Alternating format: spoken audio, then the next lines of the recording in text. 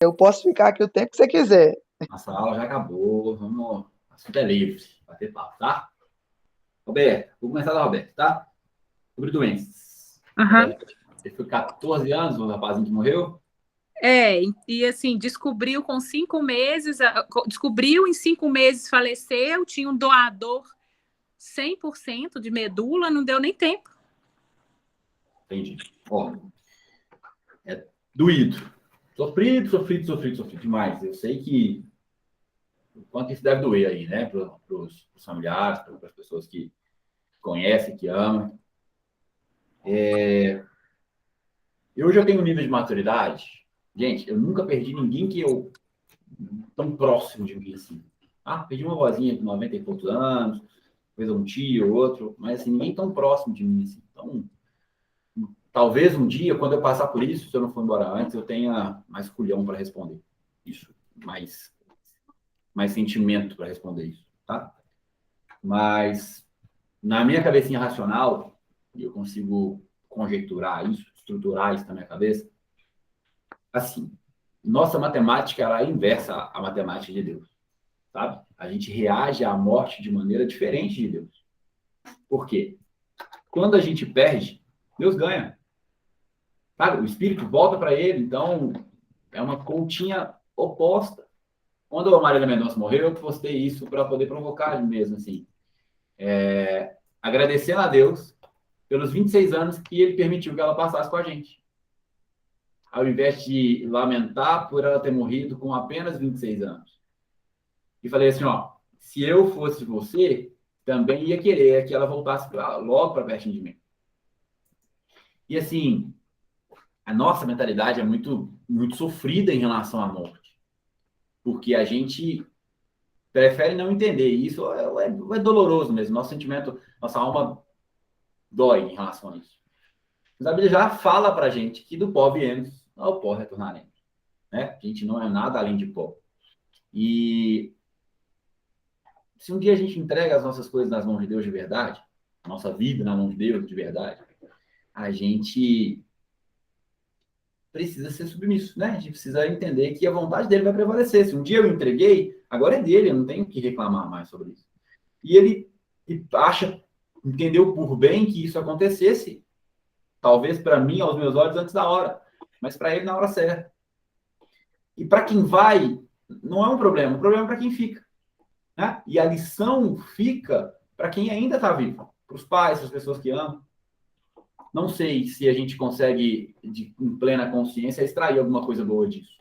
Mas talvez eu, de fora, vendo uma criança de 14 anos morrendo, e a dor que isso deve ter deixado, eu, por instinto, naturalmente, passaria a valorizar melhor as pessoas que eu amo, que são mais próximas de mim. Porque às vezes a gente acha que vai morrer velho, mas a gente começa a perceber que morre novo também. E se a gente esperar ficar velho para começar a dar valor, muitas vezes a gente não vai ter tempo de dar valor em relação a isso. Tem na cultura judaica, Roberto, tem um livro que se chama Talmud. Não é uma Bíblia, mas é um livro de cultura judaica.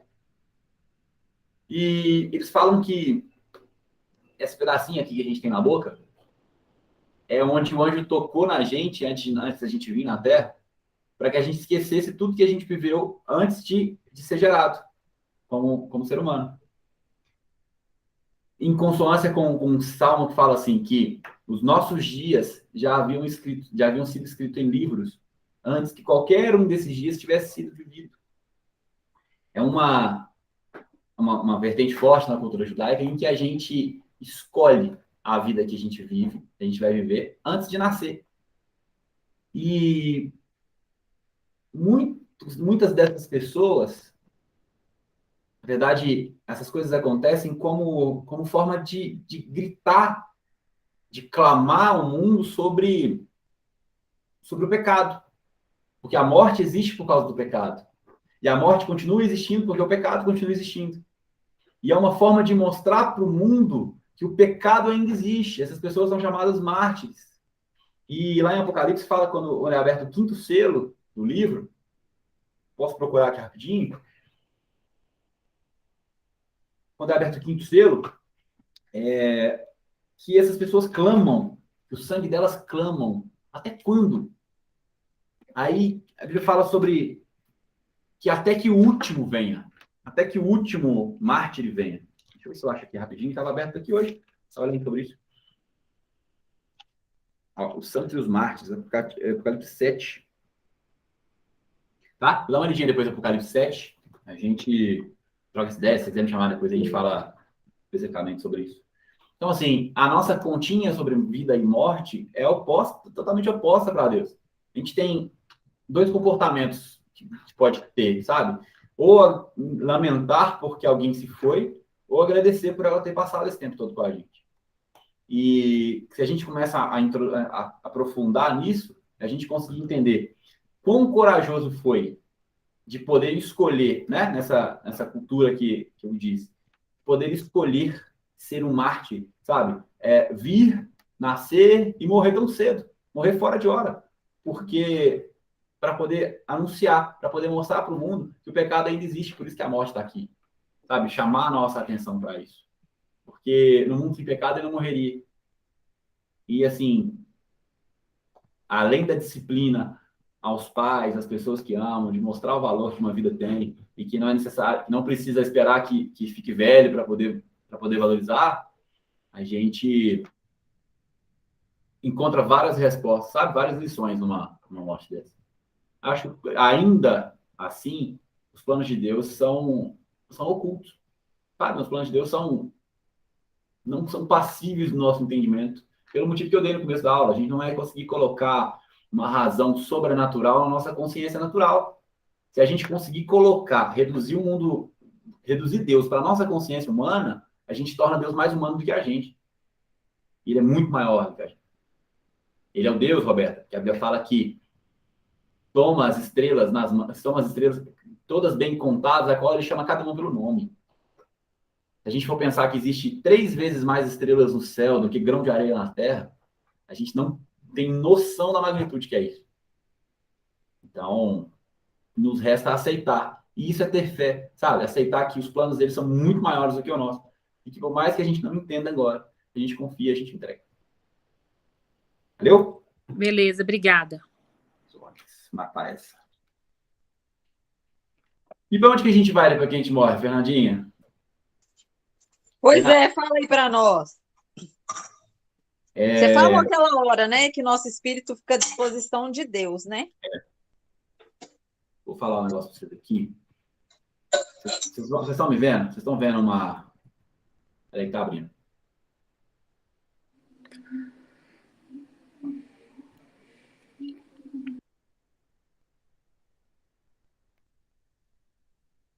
Vocês estão vendo uma lousa aí que eu abri na tela? Abriu ou não? Tô conseguindo ver, não. Uma telinha branca aí, não abriu não? Saiu o link no chat. Não. Não, tá lá, então deixa pra lá. Tá no chat o link, é só clicar. Aqui fica mais fácil.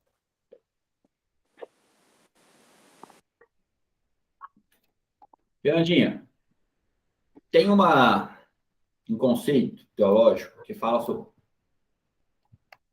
sobre isso aqui, ó. Eu tô aqui, viu? Não, beleza, fechou.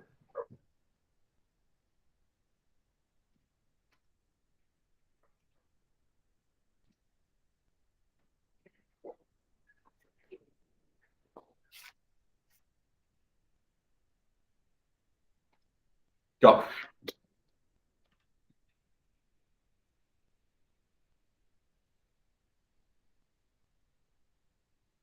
Vamos lá.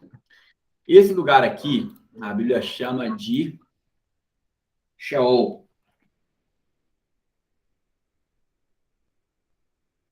Esse aqui, ó, chama de abismo. E esse aqui seria um pouquinho mais baixo. Só uma ilustraçãozinha. A gente chama de Hades. É só uma ilustração. Onde os anjos foram enviados para o abismo. Tá bom? Os anjos caídos foram enviados para o abismo. Essa é a prisão dos anjos. Tá? O Sheol, a gente também conhece como seio de Abraão. É onde foi o Lázaro. Ah, naquela parábola do rico e do Lázaro. Não é uma parábola, depois dá uma lidinha aí para você ver. E Hades é o conceito grego de inferno. O que é o conceito grego de inferno? Um submundo. Um local onde os mortos habitam. Tá? Onde os mortos aguardam. Tá bom? Então, os justos, ou os justificados, Ô, Thales, fala, peraí. Você falou assim que o Hades aí é o inferno, onde é o conceito grego de inferno, tá? tá? Onde quem aguarda? Onde os mortos habitam. Tá, onde os mortos que não serão salvos? Isso. Na verdade, um meio termo aqui. Eu vou explicar isso agora, tá? Os justos, justificados, vivem no Sheol. O Lázaro foi pro seio de Abrão, para um local confortável. E o rico foi para um lugar onde havia um lago de fogo. Ele tinha tanto calor, ele clamava que pede Lázaro para molhar os meus lábios com água. Então, assim, como eu disse, sendo falado sobre nome de pessoas reais, isso não é um conto, não é uma história. Na verdade, é um fato, é uma coisa verídica que o próprio Jesus conta, tá? Sobre aonde Lázaro estava e onde o rico estava. E eles podiam se ver, eles podiam se lembrar das coisas que fizeram, eles podiam se interagir entre eles. Tá bom? Do Sheol ao Hades. Lá em Apocalipse 6, versículo 9, fala sobre... Fala assim, ó. E havendo aberto o quinto selo, vi debaixo do altar as almas dos que foram mortos por amor da palavra de Deus e por amor do testemunho que deram. E clamavam com grande voz, dizendo: Até quando, ó verdadeiro santo dominador, não julgas e vingas o nosso sangue dos que habitam sobre a terra? E foram dados a cada um compridas vestes brancas, e foi dito que repousassem ainda há um pouco de tempo, até que também se completasse o número de seus conservos e seus irmãos, que haviam de ser mortos, como eles foram. Então a Bíblia fala sobre dois tipos de lugares. Três tipos, né? Um é o Sheol, o seio de Abrão, o lugar de conforto. Um é o inferno, que é o conceito grego de inferno, que é o Hades, que é um local onde os mortos habitam. Tá bom? E outro é abaixo do altar, no trono de Deus. Quem está debaixo do altar? Quem foi perseguido pela palavra e quem foi morto ou pelo testemunho da palavra. Que eu falei das pessoas que testemunham sobre o pecado, sobre os mártires agora, sobre esse menino de 14 anos, sobre o neném recém-nascido que nasceu e morreu, sobre alguém que nasce com um problema, uma deficiência e morre.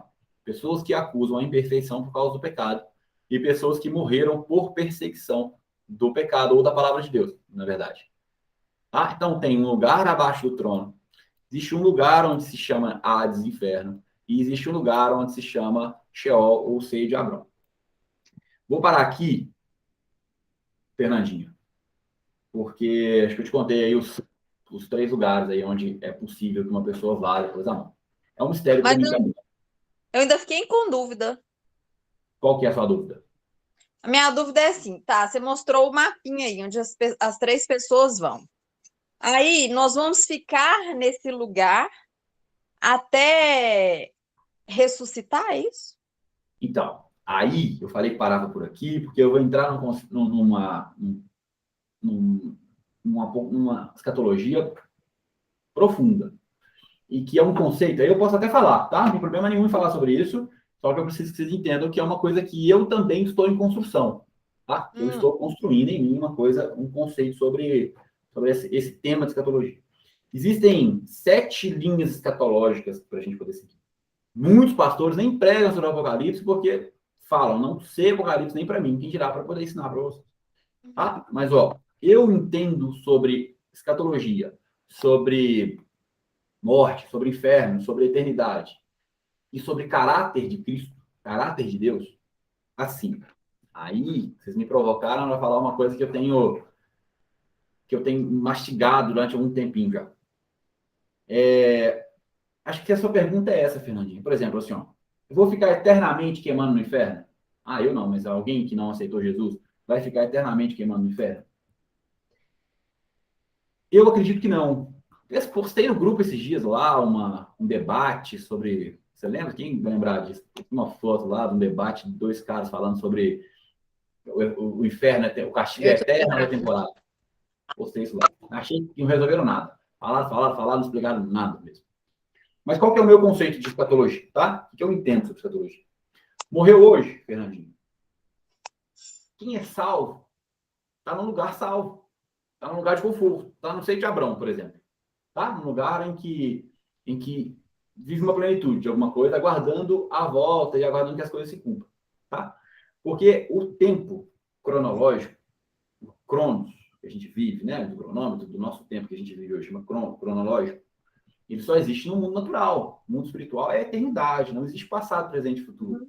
A morte de Jesus, por mais que aconteceu no ano 4000, sei lá, 4000, no calendário judaico, assim, ela alcança a eternidade, ela salva pessoas que foram justificadas pela fé e salva pessoas que vão morrer 2000 anos, 3000 anos depois dele. Tá? Aí, o sacrifício de Jesus alcança a eternidade. E lá não tem tempo determinado. Tanto que, ao lado do trono de Deus, a gente falou hoje que existem 24 anciãos, 24 pessoas, que têm coroa de ouro, são coroadas. As pessoas que são coroadas são porque venceram a terra. A Bíblia fala sobre ser fiel até o fim e receberá a coroa da vida. Tá? Nós seremos coroados quando vencemos a terra. Então, a teologia, ou algumas linhas teológicas entendem que até os 24 anciãos que estão ao redor do trono são pessoas que vieram, venceram a terra e morreram. E que estão lá diante de Deus. E já estão coroados. Tá? Apocalipse mostra Cristo glorificado. Veio na terra, venceu a terra e foi coroado. Está sentado à destra do trono. Eu vejo que pessoas que já morreram salvas ou justificadas estão salvas, estão em algum lugar de conforto. Pessoas que já aceitaram Jesus. Olha, vai doer isso aí, tá? Que já aceitaram Jesus, mas que não viveram uma vida em busca de uma santidade, em busca de alcançar alguma coisa, em busca de expandir o reino, ou buscar o reino e buscar a justiça de Deus, estão num local de disciplina, Fernando. Pode ser esse Hades, pode ser esse inferno, esse fogo temporário.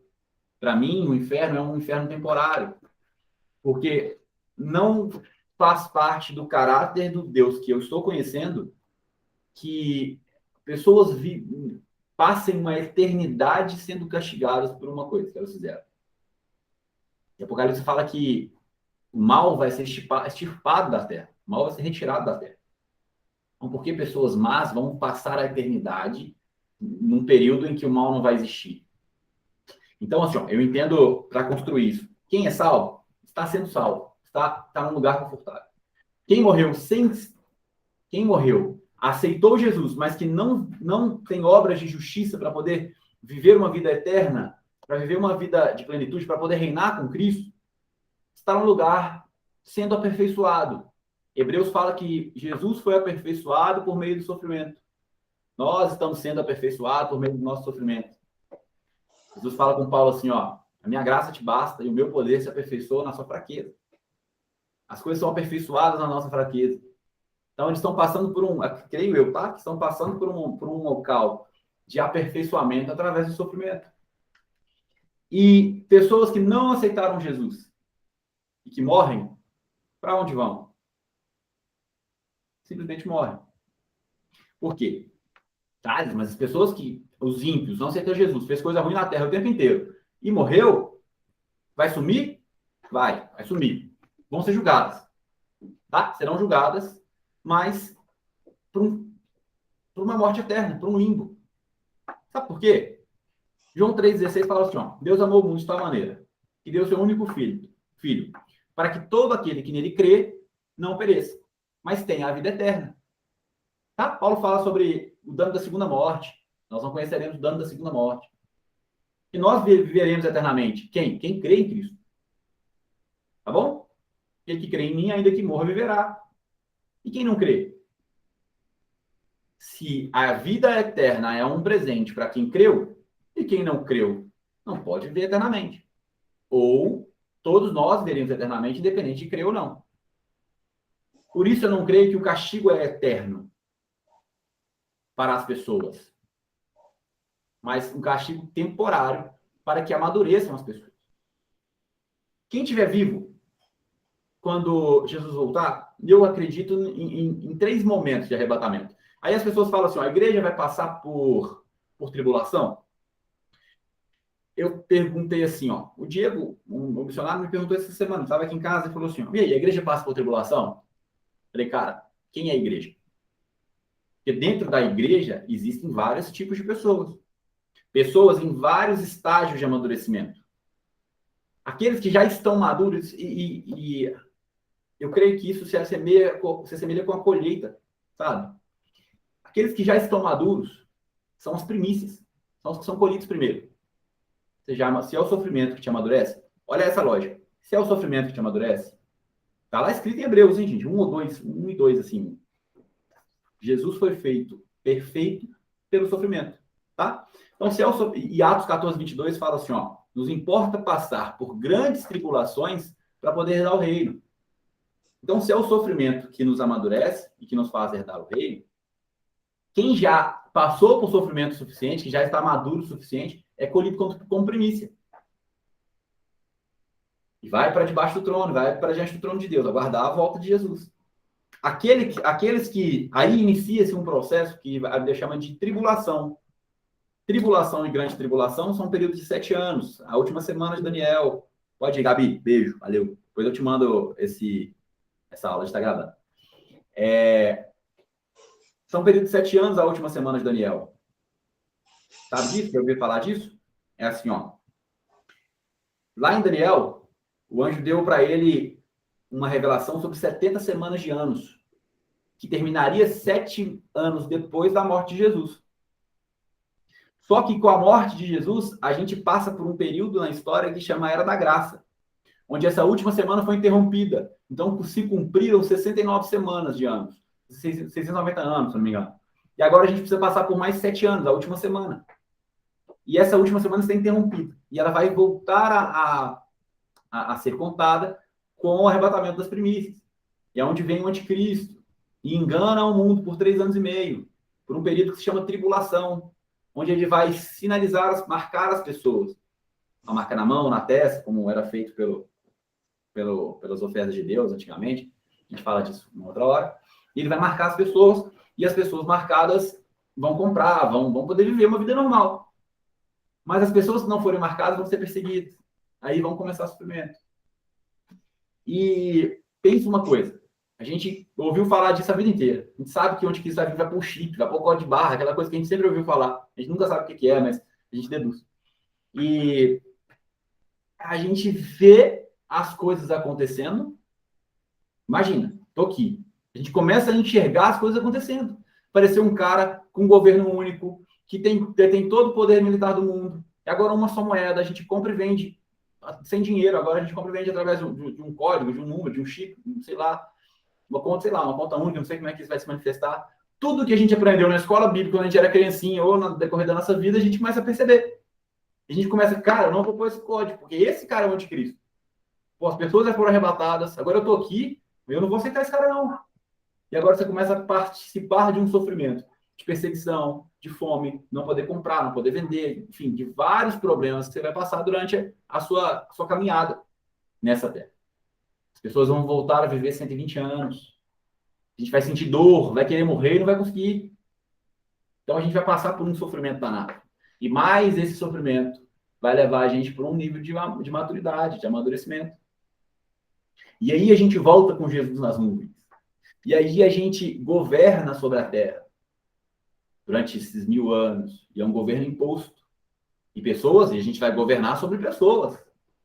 E é mais ou menos assim. Tem a Batalha do Armagedon, né? A gente volta, a gente que já foi nas primícias, estamos com Jesus no trono, a gente volta até as nuvens, arrebata as pessoas da terra até as nuvens, e a gente desce para poder guerrear. Guerrear, uma guerra, porrada, tiro, porrada e bomba, contra o anticristo e o exército dele. É um governo único. Ele detém todo o poder militar do mundo. E ele vai guerrear contra a gente com poder militar. Só que nós, glorificados, nós falamos hoje como foi o Lúcifer, como é que tentou guerrear contra os anjos, mas não deu conta. A gente vai triunfar.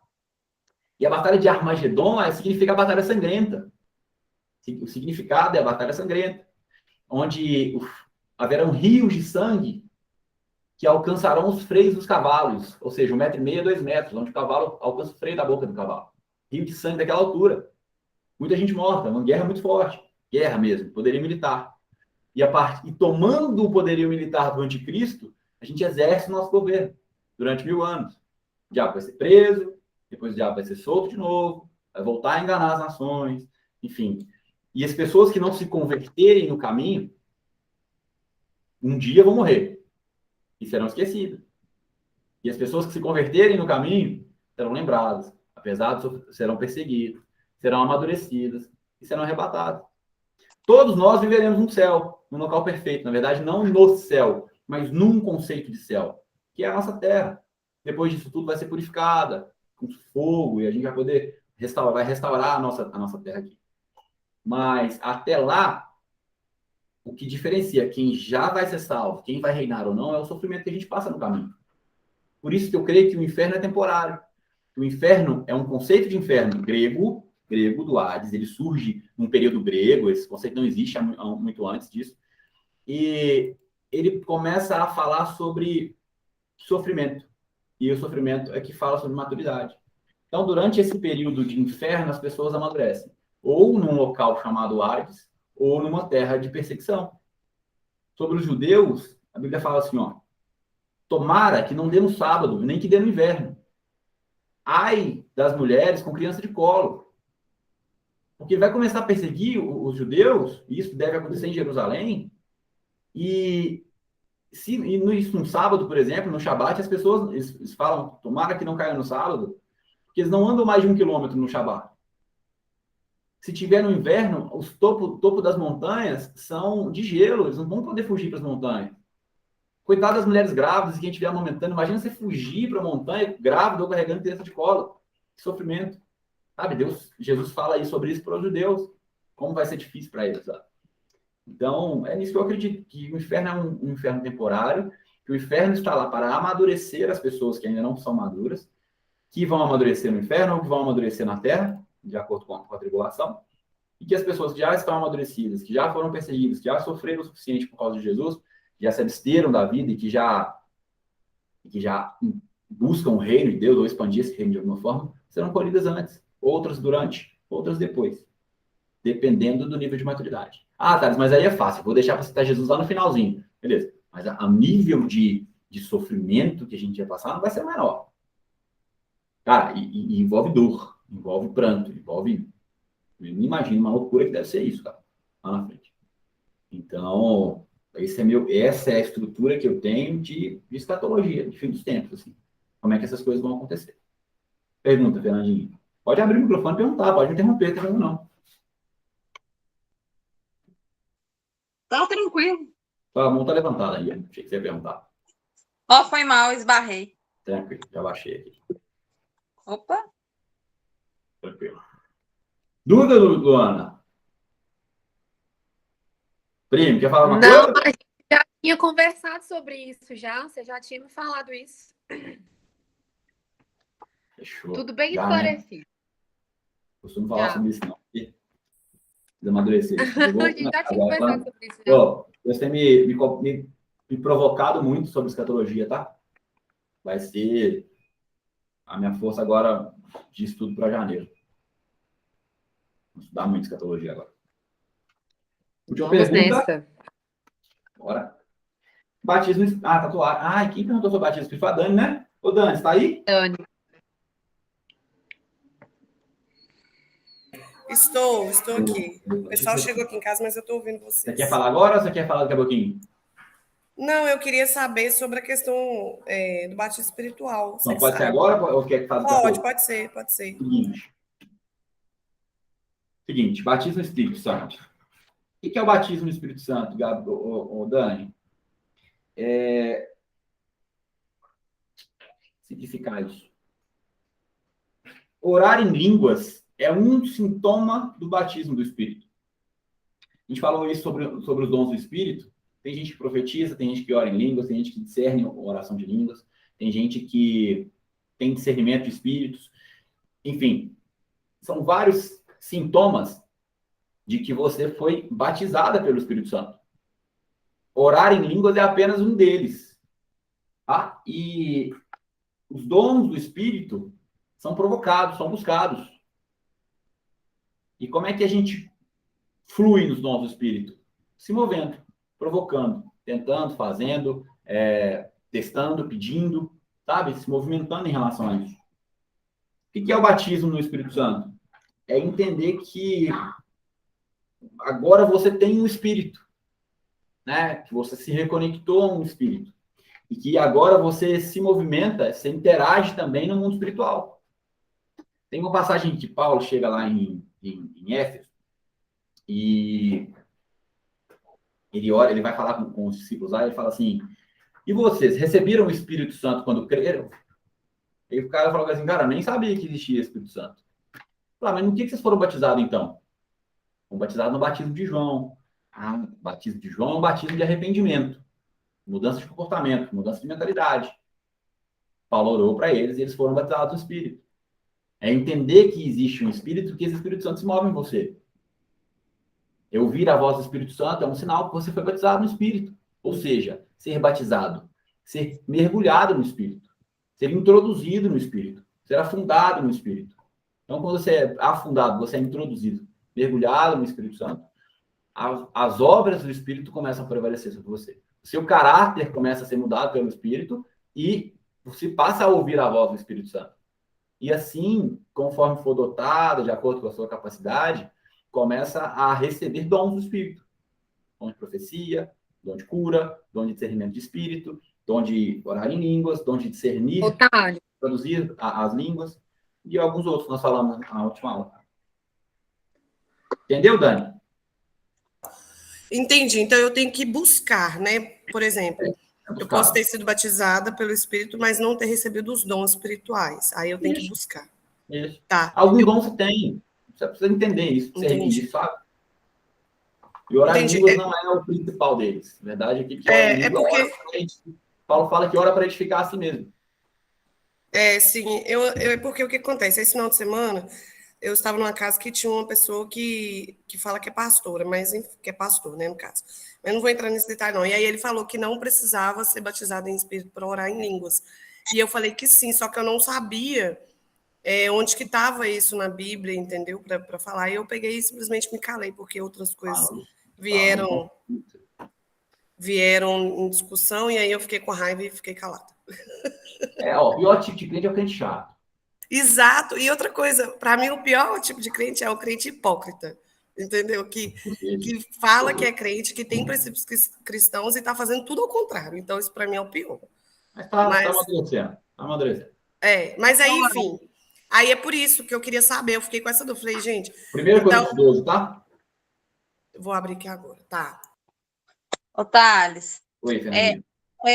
Eu tinha perguntado isso, era para uma líder minha espiritual, mas era de outra igreja.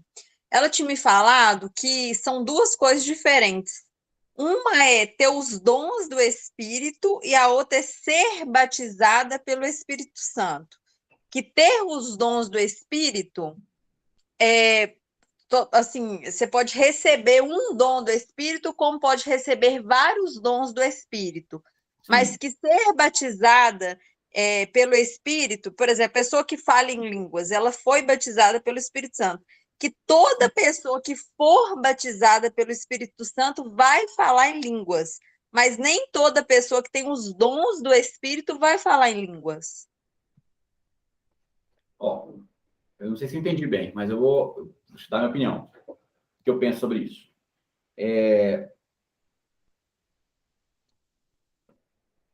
São 9 dons do Espírito. Você pode ter 1, pode ter 2, pode ter 9. Tá bom? Ok? Uhum.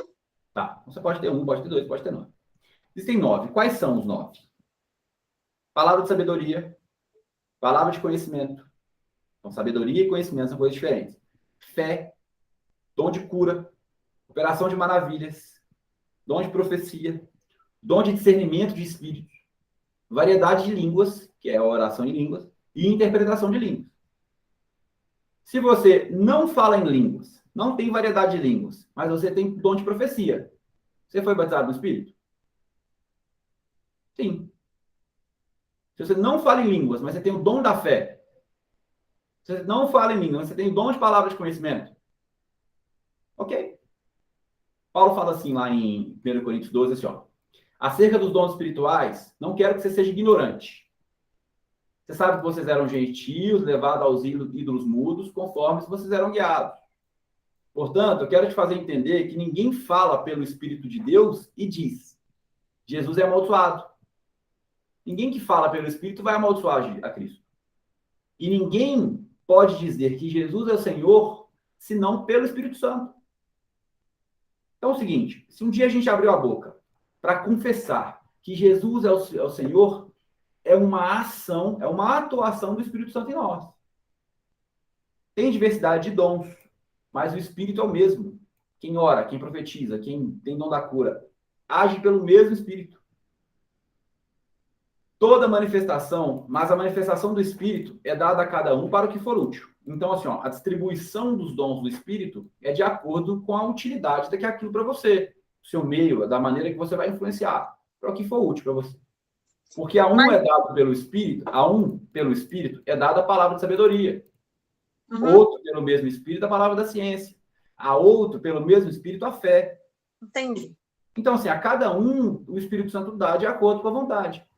Mas por exemplo... pois todos nós fomos batizados em um Espírito, formando um corpo, quer judeus, quer gregos, quer servos, quer livres, e quer todos temos bebido de um Espírito. Então, assim, todos nós que praticamos qualquer uma dessas coisas, inclusive confessar que Jesus é Senhor, somos embebidos, somos mergulhados no Espírito só.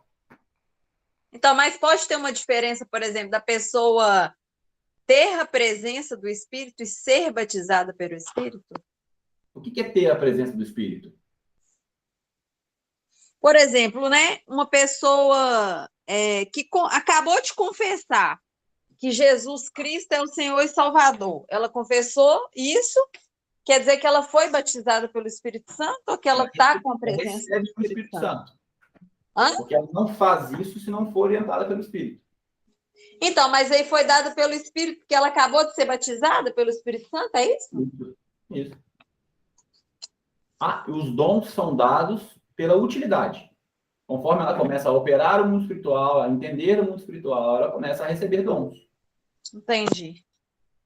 Dani. Então, não necessariamente ela vai orar em línguas. Não ela necessariamente vai orar em línguas. Eu conheço um monte de gente. O Diego, missionário lá do sertão, que é uma bênção, que dá estudo bíblico, que flui no espírito de uma maneira sobrenatural. Não fala em línguas. Entendi.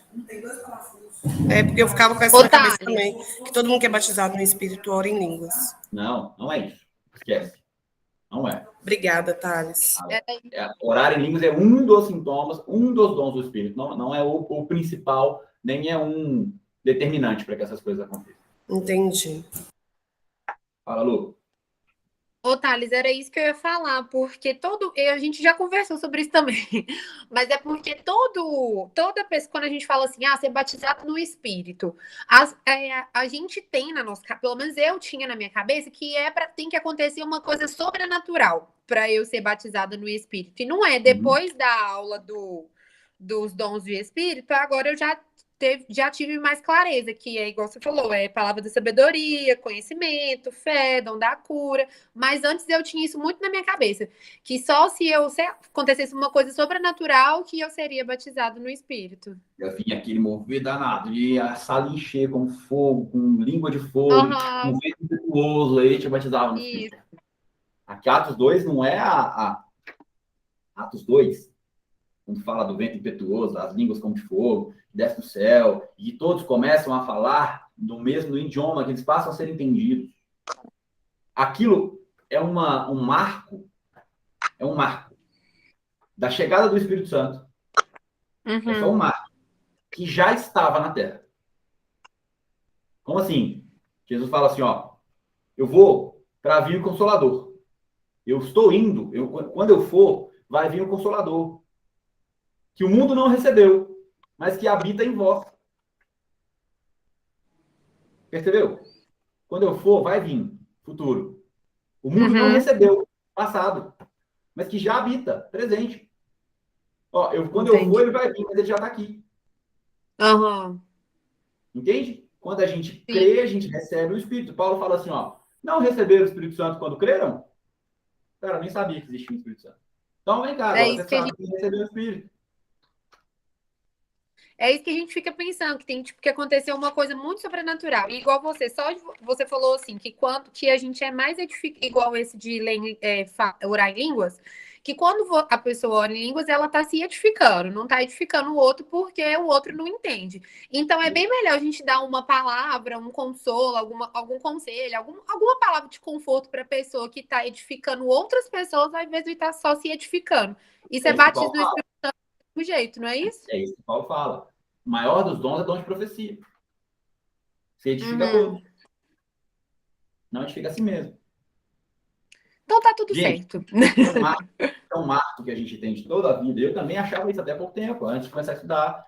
Eu achei, até quando eu fui no encontro, eu achava que eu fui batizado no encontro. Fui batizado no Espírito Santo, porque eu comecei a orar em língua. Não, eu já orava em língua. Eu já tinha sido batizado, só não orava em língua. Né? Tem um livro muito bom que fala Bom Dia, Espírito Santo. Você já leu, Thales? É um devocional, né? Não é devocional, é um livro mesmo que o cara... Eu esqueci o nome do autor. Ele conta a experiência dele com o Espírito Santo. Aí ele ensina você... Bom Dia, Espírito Santo. São dois. Esse é o volume 1. Eu te mando aí. Eu mando a foto no grupo. Manda mesmo, por favor. Mando. E aí você consegue... Ele te ensina... Aí, ó, Batalha Espiritual. Esse aí também é bom, né? Eu já ouvi falar dele. E a Batalha Espiritual e a Ação dos Demônios. Show. Mas é porque esse do Espírito Santo, ele te ensina mesmo a abrir a janela e dar bom dia para o Espírito Santo, sabe? Uma pessoa que a gente precisa se relacionar. Isso. Ele fala que é igual uma criança, que quando você faz coisas que não agradam a Deus, ela fica triste, se afasta. Ou coisas que agradam a Deus, ela se aproxima. Não. Fala isso. Nunca se afasta de você. A gente fala isso. É isso, mas ele fala com essas palavras, como se fosse analogia, entendeu? Mas fazendo uma analogia de quando ele está mais forte, mais alto dentro de você, ou quando ele fala mais baixo, mas sair de você nunca mais vai sair. E a obra de Cristo foi essa, te religar ao Espírito. E agora o Espírito que habita em você é o Espírito Santo de Deus, não é outro Espírito. Então, isso não vai ser rompido mais. Paulo fala, quando você une a uma prostituta, você se une com o Espírito Santo. E não vai ficar na porta te esperando fazer bobice e depois voltar dentro da igreja. É verdade. Eu vou te mandar a foto lá, Luana. Pra você ver. Me manda do livro que eu vou ler. Aqui, eu preciso sair. Fechou, tem mais uma resposta para você. Agora a Suzy vai embora. Tatuagem de pecado? Então pode falar. Tatuagem de pecado? Oi? É da tatuagem. Me fala isso, pelo amor de Deus. Eu não tenho referência bíblica para te dar. Aqui, mas o que acontece? A minha avó falou que tinha na Bíblia que era pecado, só que ela não sabia me falar onde. Aí eu falei, e eu falei com ela assim, mas eu tenho certeza que não tem. O pastor Pedro publicou um vídeo desse, você viu, Luana? Não, eu vi ele só da bebida. Não, ele fala, eu não sei se o Carlos vai concordar, mas ele fala que não existe nada na Bíblia que fala sobre tatuagem ser pecado. Mas que é óbvio, você tem que ter um discernimento, porque você é templo do Espírito Santo, é a sua casa. Então, você tem que ter um amor, um cuidado pelo seu corpo. Claro, claro. Mas, assim, é fácil falar que a gente não estou conjecturando para o Pedro, tá? Sim. Mudando de assunto. É fácil a gente, muitas vezes, é o argumento que eles dão para a gente. Seu corpo é templo do Espírito Santo, você não pode tatuar. Ok. Mas morrer com uma veia entupida de gordura saturada pode. É verdade. Comer McDonald's pode. Estou falando sério. Então se nós somos tempo, nós precisamos guardar a nossa casa, a gente precisa parar de comer besteira. Às vezes a gente tem que ter Aí, o zelo com o nosso corpo passa a ser vaidade? Entendi. Ou é só tatuagem? Não tem na Bíblia escrito isso. Não tem. Não tinha tatuagem para Jesus? Porque eu falei com ela que não tinha. Falei assim, Usar droga. Fala que usar droga é pecado? Não tinha droga, como é que eles vão usar? Eu falei com ela, eu tenho certeza que não tem escrito isso. Então, Lu, a gente precisa ser cauteloso com algumas coisas. Por exemplo, o que você tatua? É, lógico, né? Pô, vou tatuar uma imagem consagrada, assim. Óbvio que não vai fazer isso. Aham. Tá o seu corpo com uma imagem demoníaca, por exemplo, satânica. Ou uma coisa que você não sabe o significado daquilo. É um problema. Ah, um Sim, olho com grego. Um olho grego. Olho do V, uma coisa, uma crença egípcia, pagana, maluco. Aham. Tem uma cautela que a gente precisa tomar em relação a isso. Aham. Outra coisa. Qual o propósito de se tatuar? Para se exibir um pouquinho mais? Não é a tatuagem o pecado, mas a gente pega... Por quê, né? A intenção. Não, fazer uma tatuagem uma tatuagem na bunda. Diante de Deus, eu conheço uma menina que tem uma tatuagem na bunda escrito assim, ó, Bon Appetit. Misericórdia. Sangue do Cristo. Gente do Qual que é o céu. objetivo que a gente vai tatuar? Entendi. O que a gente está tatuando? Sabe, eu acho que é isso. Eu acho que tudo na vida é a intenção, é a nossa intenção do coração. É a intenção do coração, né? E outro, acho que o principal de tudo, assim, ó. Você acha que é pecado? Não faça. Aham. Dúvida, não faça. Se o sim não for óbvio, ó, talvez é pecado, talvez é errado. Eu acho que é errado. Pode ser, tá errado. Se é sim, é pecado? Não, não é pecado, tenho certeza. No ponto, faça. Agora, Uhum. eu acho que não estou confortável, não tenho paz, cara, não faça. Porque Paulo Entendi. fala assim, tem gente que come, tem gente que não come. Tem gente que guarda um dia, tem gente que guarda outro, tem gente que não guarda nenhum. Mas aquele que faz para Deus. E o que não faz para Deus também. Uhum. Faz para Deus? Faz. Não faz? Não faz. Agora, respondendo a pergunta, tatuagem é pecado? Não há nada na Bíblia que me fale sobre isso. Aham. Entendeu? Não, é porque é isso que eu e minha avó, assim, a gente não discutiu. É porque eu tenho, tipo, tatuagem, tipo, em relação à minha mãe, minha família e tal, frase que eu gosto. Eu tenho isso. Ah, e aí? Você está condenado ao inferno que você tatuou. Não, pelo que ela falou, foi isso. Mas assim, a minha avó ela é muito, sabe, muito fechada, religiosa demais da conta. Mas eu fui e falei com ela. Pode ir, Dani. Vai com Deus, estamos juntos. Beijo, Com Dani. Deus, beijo. Mas aí eu fui e falei com ela isso, que ela tá assim, eu vou te mostrar na Bíblia que tá escrito que tatuagem é pecado. Eu falei assim, então a senhora vai me mostrar, porque eu tenho certeza que não tem. Só que assim, eu não sabia, tipo, eu falei com ela, eu tenho certeza que não tem, porque não tem. Eu falei assim, eu ainda falei com ela assim, mas na época de Jesus nem existia tatuagem, como é que é pecado? Falei com ela desse jeito. Na Bíblia, né? Falei, como é que tá? Aí ela, tipo, ela não soube me responder, mas ela falou que ia procurar pra me falar, sabe? Claro, e assim, ó, o maior argumento dessa galera legalista só que coloca pecado nas coisas, assim, não é pecado, não existe, sabe? Mas acho que as pessoas focam muito mais no pecado do que na graça, sabe? No que já recebeu. O argumento dos caras, por exemplo, já ouvi falar assim, porque a tatuagem era uma forma de marcar os escravos, o brinco era uma forma de marcar escravo, a tatuagem era uma forma de não sei o quê. De novo, tudo é a intenção do seu coração. Se for pensar assim, por exemplo, quando alguém espirra, você fala saúde. Sabe de onde que vem isso? Eles achavam, o pagão achava que quando você espirrava, sua alma saía do corpo. Eles falavam saúde para que sua alma voltasse para o corpo. Olha, eu não sabia disso. Entende? Natal. A festa do Natal é uma festa pagã. Papai Noel só existe no Brasil. A gente chama isso.